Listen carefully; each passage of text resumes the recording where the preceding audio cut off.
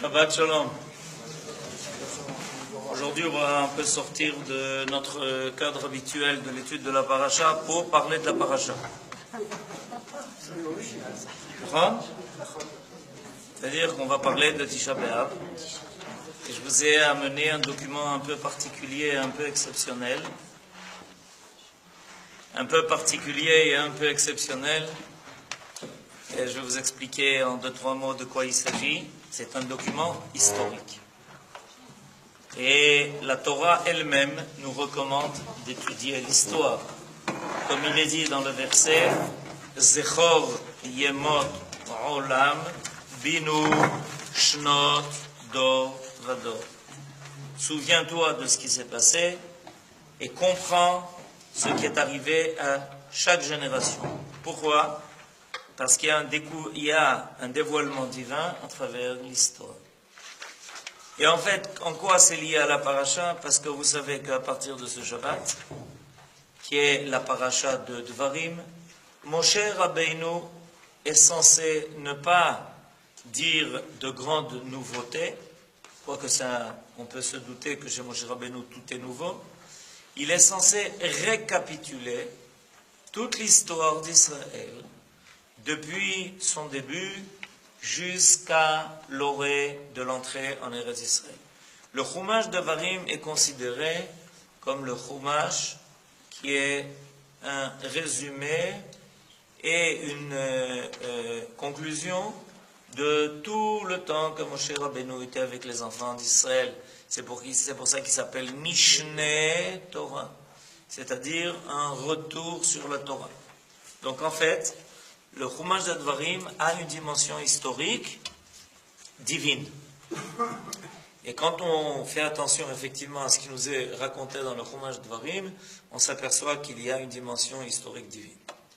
Alors, le document que je vous ai amené, c'est un document dont, premièrement, la date est extrêmement importante. Et vous l'avez tout à fait en haut. Mitor Neum Bevarsha. Discours tenu à Varsovie. Tet Be'av, à Tisha Be'av, Tirtzach. Tirtzach. Tirtzach, c'est 1698. Ça, c'est en date hébraïque.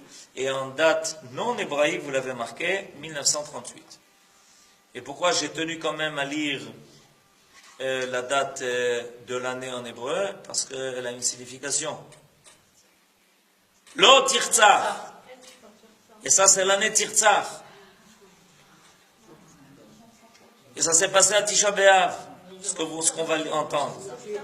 Vous vous rendez pas compte ? Vous avez jamais entendu les 10 commandements en hébreu ? Ah, j'espère bien. Parce qu'il y en a qui ont l'air surprises quand je dis Lo Tirtzach. Alors, Lo Tirtzach, vous savez ce que ça veut dire, non ? Yofi. Et là, c'est l'année Tirtzach. Sfat HaMakor, à son origine, les choses ont été dites en yiddish. Pourquoi ? Pour que les gens comprennent. Et l'auteur de ce discours est Ze'ev Jabotinsky. Alors, Ze'ev Jabotinsky se tient à Varsovie. Vous avez entendu parler du ghetto Varsha ? Du ghetto de Varsovie, j'imagine que vous avez entendu parler. Et il se tient donc à Varsovie en 1938, à Tisha B'Av. Il revient à Tisha B'Av. Faites le calcul, combien d'années après ? Combien d'années se sont écoulées depuis ?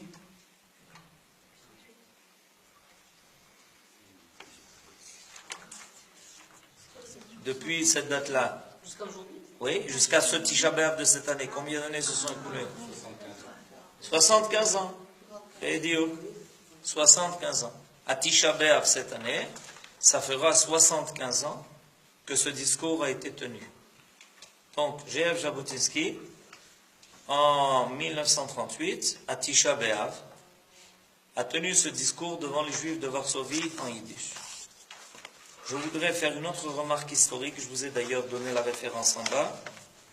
Vous avez tous entendu parler de la nuit de cristal, ce que l'on appelle en hébreu l'El Abdollah. Ok ? Elle a eu lieu la même année dans la nuit du 9 au 10 novembre. Donc on est à, disons qu'à cette époque, en août, août, septembre, octobre, novembre, on est à 3 mois de la nuit de cristal. Quand Zev Jabotinsky a tenu ce discours à Varsovie, c'était 3 mois avant l'année de cristal, qui a eu lieu à Berlin et dans l'Allemagne, 3 mois plus tard, dans la nuit du 9 au 10 novembre.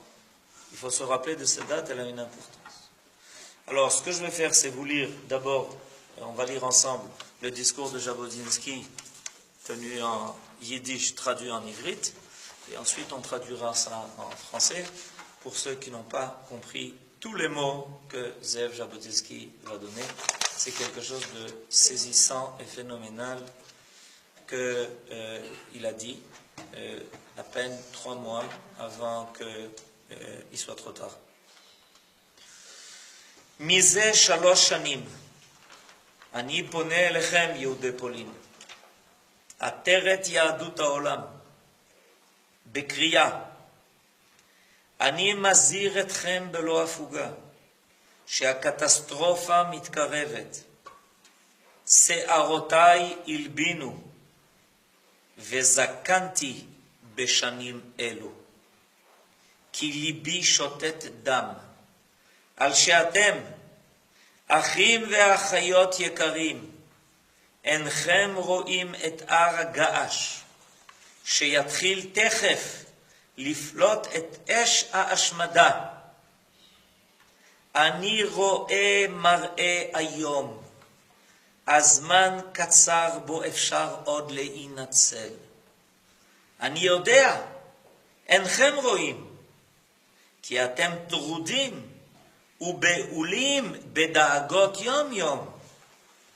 האזינו לדבריי בשעה ה-12, למען השם, יציל נא כל אחד את נפשו, כל עוד יש זמן לכך, והזמן קצר. ועוד דבר ברצוני לומר לכם ביום 9 באב זה, אלה שיצליחו למלט את נפשם מהקטסטרופה, יזכו לרגע החגיגי של שמחה יהודית גדולה, לידתה מחדש ותקומתה של מדינה יהודית. איני יודע אם אני אזכה לזאת. בניי? כן. אני מאמין בזאת כשם שאני מאמין בטוח, שמחר בבוקר שוב תזרח השמש. אני מאמין באמונה שלמה.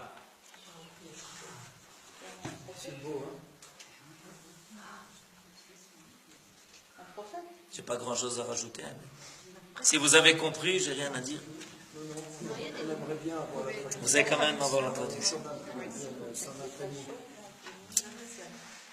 Alors, donc Zev Jabotinsky se tient là-bas peut-être sur la place, à un endroit où les Juifs, ou dans un grand Beth Knesset, où les Juifs ont l'habitude on peut vérifier ça historiquement où ça s'est passé. Et donc il tient un discours devant les Juifs de Varsovie, qui est la capitale de la Pologne. Et il dit la chose suivante.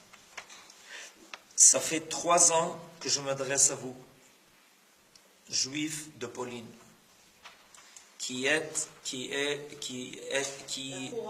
la couronne du judaïsme mondial. Évidemment, à cette époque, la Pauline, c'était les yeshivot, les keilot, les communautés, des millions et des millions. Et ça fait 3 ans que je m'adresse à vous, en vous interpellant. Ani mazir etchem belo afuga. Je n'arrête pas de vous prévenir sans cesse et sans arrêt. Chez la catastrophe mitkarevet, que la catastrophe se rapproche. Mes cheveux ont blanchi. Et pendant ces années-là, j'ai beaucoup vieilli. Ki libi shotet dam, parce que mon cœur verse des larmes de sang, que vous, mes frères et mes sœurs qui me sont si chers, vous ne voyez pas le volcan qui va très prochainement commencer à libérer un feu qui va tout anéantir.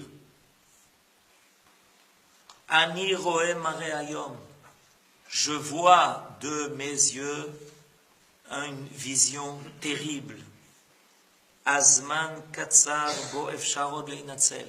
Il reste très peu de temps à votre disposition pour vous échapper. Ani yodea, je sais, enchem roim, que vous ne voyez pas. Ki atem trudim ou beulim, parce que vous êtes occupés à vos propres affaires et vous êtes préoccupés par les soucis de chaque jour. Aazinu lidvarai besha ashtem. Mais je vous implore d'entendre mes paroles à la dernière minute. Leman Hashem, au nom de Dieu. Yatzilna kol echad et nafsho, que chacun se dépêche de se sauver. Kol od yerzman lekar, tant qu'il a encore le temps de le faire. Ve'azman katsar, et le temps qui reste à sa disposition est très court. Ben, il restait 3 mois. Après, il y a eu la nuit de cristal et les portes se sont fermées.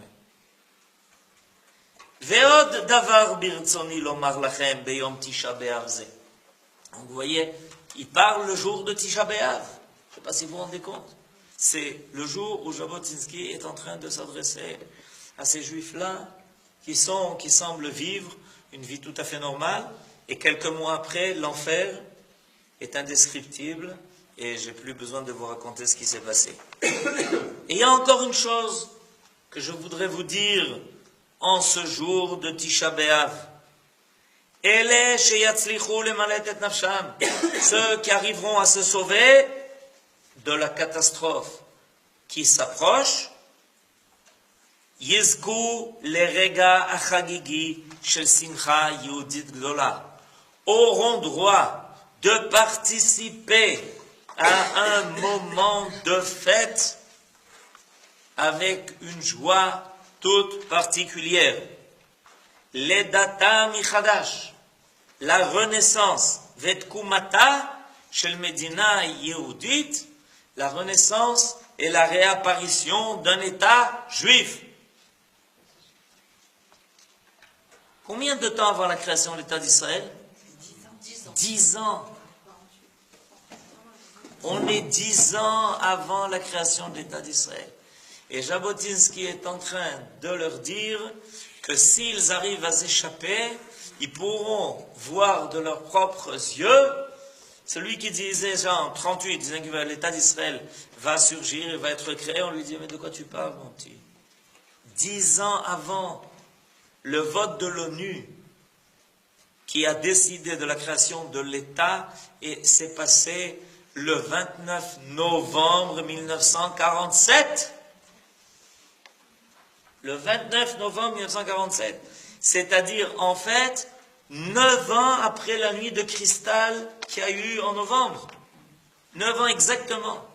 Et Jabotinsky dit, ceux qui arriveront à s'échapper de cet enfer, et qui mettent à leur disposition encore le temps, qui mettent à bon escient le temps qui est à leur disposition, assisteront à la création de l'État et pourront fêter cela.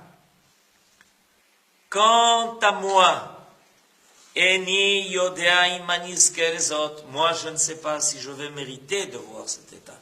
Il n'a pas mérité. Il n'a pas vu la création de l'État d'Israël. Il est mort avant. Eni yodea imanis kerezot. Je ne sais pas si moi j'aurai le mérite de voir. Béni, Ken, mon fils, oui. Ani ma'amin bezot. Et peut-être que vous direz que j'ai quelqu'un qui a des rêves, peut-être un peu de fièvre. Je crois en cela, comme je suis sûr que demain matin, le soleil se lèvera. C'est pour moi une foi totale. Je sais d'une conviction profonde que c'est ce qui va arriver. Ani ma'amin be'emuna shlema. Ne me demandez pas combien de juifs, après le discours de Jabotinsky, sont partis. Personne. Je sais pas, je ne peux pas dire personne, je n'ai pas vérifié, je ne sais pas combien il y en a qui ont mis ça à leur disque à bon escient. En tout cas, moi, la chose qui m'a le plus saisi dans cette affaire, c'est que ça a été dit le jour de Tisha B'Av. C'est-à-dire que le jour de Tisha B'Av, qui est le jour du Khurban, le jour de la destruction, qui est le jour où Jérusalem est tombée, et le temple a été brûlé. Pratiquement 2000 ans plus tard, à nouveau, le feu se déclenche. Jabotinsky est en train de dire qu'un volcan va faire éruption, qui va brûler tout ce qui se trouve autour de lui. C'est intéressant cette image dont il se sert. Il parle d'un volcan de feu qui va tout ensevelir. Et que ce jour-là, il est en train d'annoncer 10 ans avant que le Mashiach est né. Et que l'État d'Israël va être créé. Et que ceux qui arriveront à se sauver de cette catastrophe auront le mérite de voir du fond des ténèbres cette lumière qui est en train d'apparaître. Le jour de Tisha B'Av annoncer une chose pareille, il faut le faire. C'est un prophète. C'est Yermiaou ou Alors, pour répondre à votre question, Estelle, parce que c'est un document historique, donc c'est difficile de discuter avec ça. Pour répondre à votre question, est-ce que c'est un prophète? Non. Est-ce qu'il a eu de la prophétie? Oui. Grâce à quoi? Parce que tout celui qui est préoccupé par le klal, tout celui qui donne sa vie pour le klal, tout celui qui, comme lui, parcourait toutes les communautés juives, oser être à Varsovie en 1938, c'est pas une petite affaire entre nous. Je ne suis pas sûr que moi j'aurais été me balader là-bas. Vous savez depuis combien de temps Hitler est au pouvoir? Il marchait en Vosirot. Pardon? Ça fait 5 ans qu'il est 5 ans et demi qu'il est au pouvoir. En Allemagne, pas en Pologne. Hein? En Allemagne, mais pas en Allemagne. C'est-à-dire, mais vous savez qu'en Pologne, on entend ce qu'il dit en Allemagne. Oui, bien sûr. Mein Kampf, c'est un best-seller. Il est vendu là où on veut. Il n'y a aucun problème. Nachon. Je sais bien que c'est en Allemagne. Mais on l'entend dans toute l'Europe. On se trouve 3 mois avant la nuit de cristal. C'est-à-dire que le jour de Tisha B'Av, en même temps, Jabotinsky est en train d'annoncer le Khurban, et en même temps, il est en train d'annoncer la naissance. Pourquoi c'est phénoménal? Parce que exactement c'est le même midrash qui dit que le jour où le Beth Amikdash a été détruit, ce jour-là, le Mashiach est né. C'est-à-dire l'idée de la délivrance est apparue le jour de la destruction.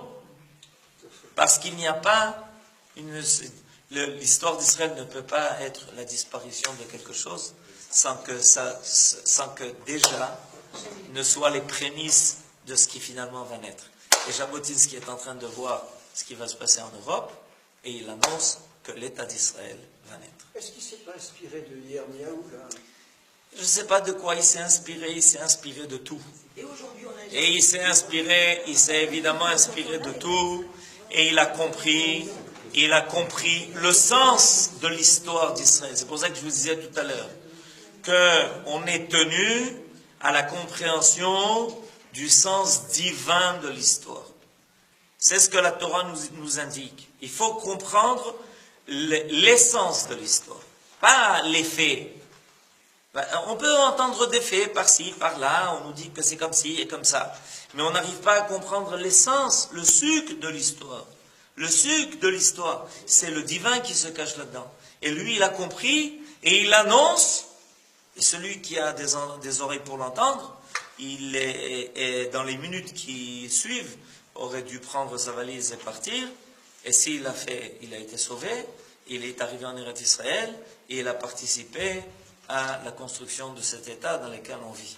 Alors, pour terminer ce cours, qui termine aussi cette saison, le prochain cours se passera à la rentrée et aura lieu à la parashat Ki Tetzeh. On revient donc à la parashat Ki Tetzeh. On sort du Chofesh pour rentrer au Beth Midrash. À la parashat Ki Tetzeh, ça sera une semaine après le début des Slichot, vendredi.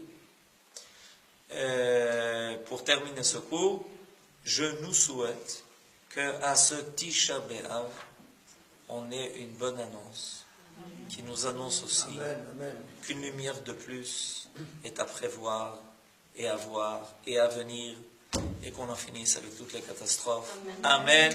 Ken Yehi Ratzon.